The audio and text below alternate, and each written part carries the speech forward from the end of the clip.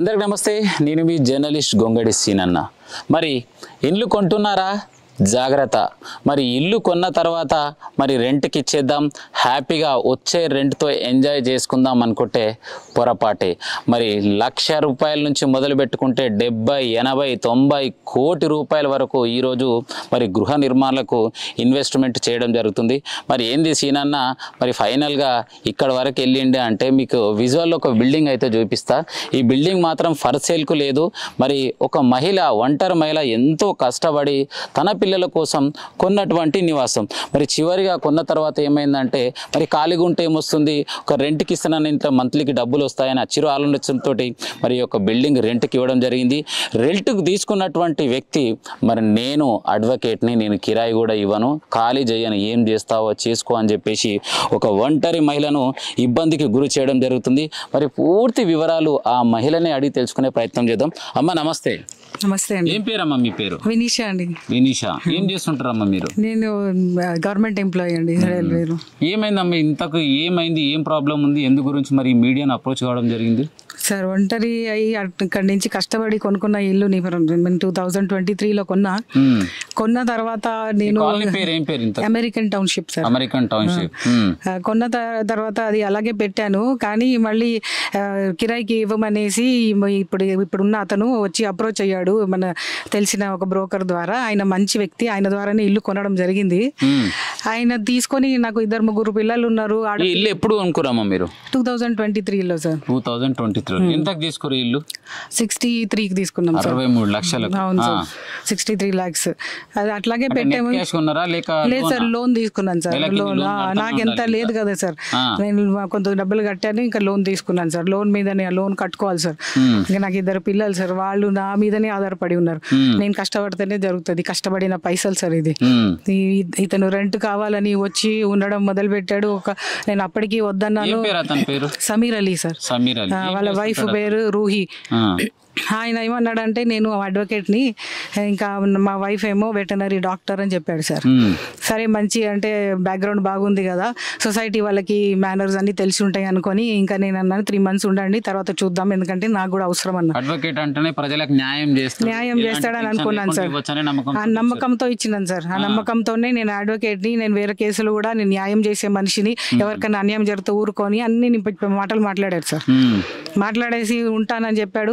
ఒక 3-4 months ఏదో rent కట్టాడు. తర్వాత వచ్చి రెంట్ అడిగితే లేదనడము, వస్తే మేము లేమనడము, హింస పెట్టడము, మళ్ళీ హరాస్ చేయడము, ఎందుకు వచ్చింది అనడము. ఆమె అంటది ఇప్పుడే అంటే చెప్పకుండా రావడమేనా రెంట్కి అని. నేను టైం తీసుకొని డ్యూటీ చేసుకొని ఇంత దూరం నేను క్యాబ్ బుకింగ్ చేసుకొని డబ్బులు అంతా వేస్ట్ చేసుకొని చెప్పి రావాలి అని చెప్తున్నారు సార్. అది మెసేజ్ లో కూడా ఇచ్చాడు సార్, మీరు చెప్పి రావాలి, అట్లా రాకూడదు అని అంటున్నారు. మరి ఇవన్నీ ఇట్లా చూసి నేను డైరెక్ట్ పోలీస్ స్టేషన్కి వెళ్ళినా సార్. పిఎస్కి వెళ్ళి, అది ఫస్ట్ మీర్పేటకి వెళ్ళిన, అది కాదు బలాపూర్కి వెళ్ళండి అని వాళ్ళు డైరెక్ట్ చేశారు. ఒంటరి మహిళ అన్ని తిరిగి మళ్ళీ వచ్చి బలాపూర్ పోలీస్ స్టేషన్కి వస్తే ఆయన తీసుకొని, నేను రాసిన కంప్లైంట్ తీసుకొని, అమ్మ నేను కాల్ చేస్తానని చెప్పాడు సార్. నెక్స్ట్ డే కాల్ చేశాడు. దాని తర్వాత మళ్ళీ ఇతన్ని కూడా పిలిపించాడు, సమీర్ అలీని. ఆయన ఏం చేశాడని అంటే 1 month లో ఖాళీ చేస్తా అన్నాడు సార్. July 16th, 2025. నేను 1 month తర్వాత మళ్ళీ వచ్చి అప్రోచ్ అయితే సిఐకి, మళ్ళీ పోలీస్ స్టేషన్కి వాళ్ళు అన్నారు, అడుగుతున్నామమ్మా, పిలుస్తున్నామమ్మా అన్నారు. కానీ ఎవరు అప్రోచ్ అవ్వలేదు సార్. మళ్ళీ 1 month ఆగి మళ్ళీ వచ్చాను సార్. మళ్ళీ వస్తే ఇప్పుడు మేము పిలిపిస్తున్నానమ్మా, మేము చేస్తున్నాం పని అన్నారు. మళ్ళీ 4 గంటలకు కూర్చున్నా సార్. 4 గంటల వరకు 1 గంటలో వస్తున్నాడు. నేనన్నా వాడు క్రిమినలా, మేము క్రిమినలా సార్, మేము అంటే లేడీస్ ఏమి ఇంతసేపు కూర్చోవాలా అని అడిగాను సార్. అడిగితే వాళ్ళు అంటే వస్తున్నాడమ్మా, వాళ్ళు వస్తేనే కదా మాట్లాడాలి. వాడు వచ్చాడు. వచ్చిన తర్వాత ఆయన తీసుకొని లోపలికి వెళ్ళిపోయాడు. ఇంకా మేము కూడా లోపలికి పోతే, ఇప్పుడే కాదమ్మా, నేను మాట్లాడి మిమ్మల్ని లోపల పిలుస్తా అన్నాడు. చాలా సేపటికి పిలిచి ఆయన 2 రోజుల్లో ఖాళీ చేస్తా అని చెప్పాడు అన్నారు సార్. 2 రోజులలో ఖాళీ చేస్తాను లాస్ట్ ఫ్రైడే చెప్పింది సార్. పోయిన శుక్రవారం చెప్పి మండే, అది 2 days అవుతుంది.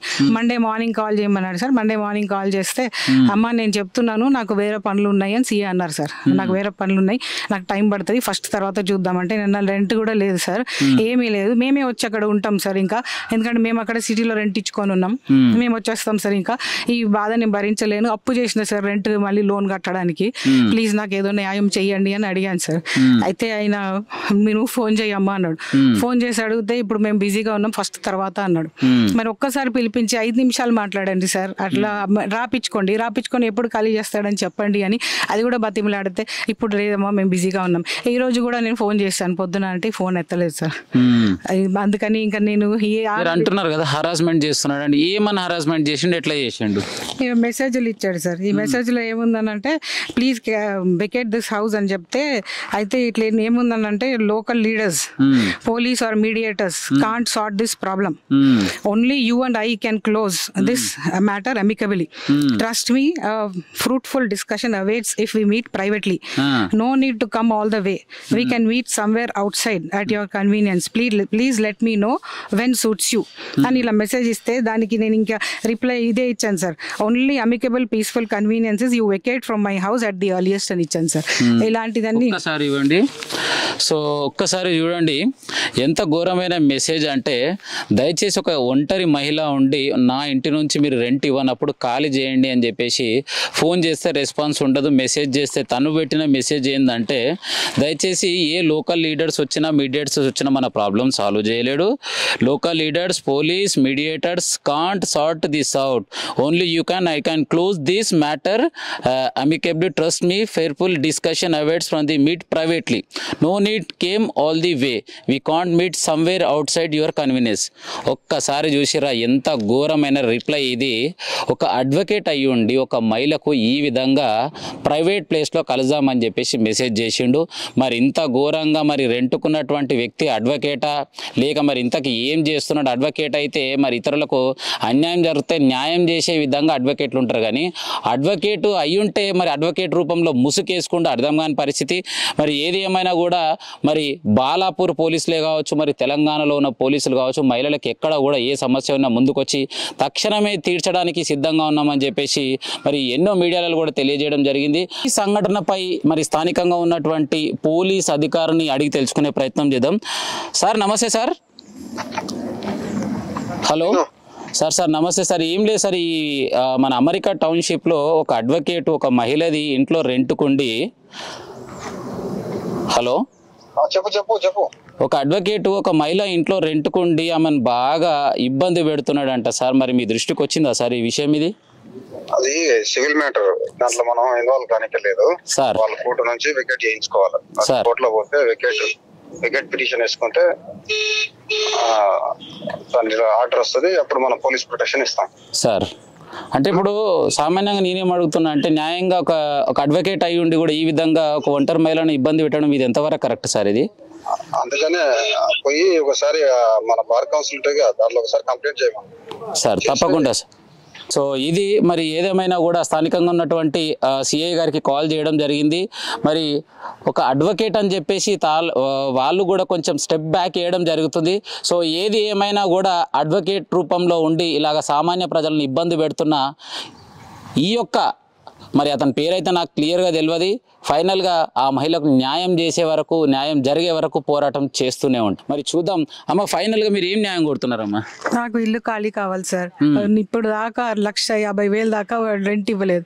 నేను అది బయటకు వెళ్ళి నేను 2 లక్షలు తెచ్చి నా లోన్ కట్టుకున్నా సార్. నాకు ఇల్లు లేదు, మళ్ళీ డబ్బులు కూడా లేవు సార్. ఆయన ఖాళీ చేయాలి సార్, ఎట్టి పరిస్థితిలో ఖాళీ చేయాలి.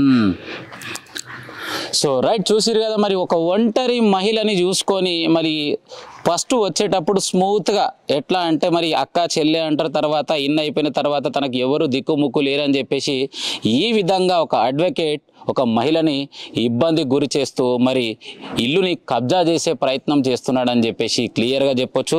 మరి ఈ విషయం స్థానికంగా ఉన్నటువంటి పోలీస్ అధికారుల దృష్టికి తీసుకెళ్ళి మరి ఈ మహిళకు ఒంటరి ఉన్న మహిళకు న్యాయం చేసే విధంగా ముందుకు తీసుకెళ్లే ప్రయత్నం చేస్తాను. మరి మొదటిసారి కనుక ఎవరైతే ఛానల్ చూసిన వాళ్ళు ఉంటే తప్పకుండా సబ్స్క్రైబ్ చేయండి. మరి ఈ విషయం ఇక్కడ నుంచి స్టార్టింగ్ నుంచి ఎండింగ్ విన్నటువంటి మ్యాటర్లో భాగంగా ఏం చేస్తే న్యాయం అయితే అనే విషయమైన కామెంట్ రూపంలో తప్పకుండా తెలియజేయండి.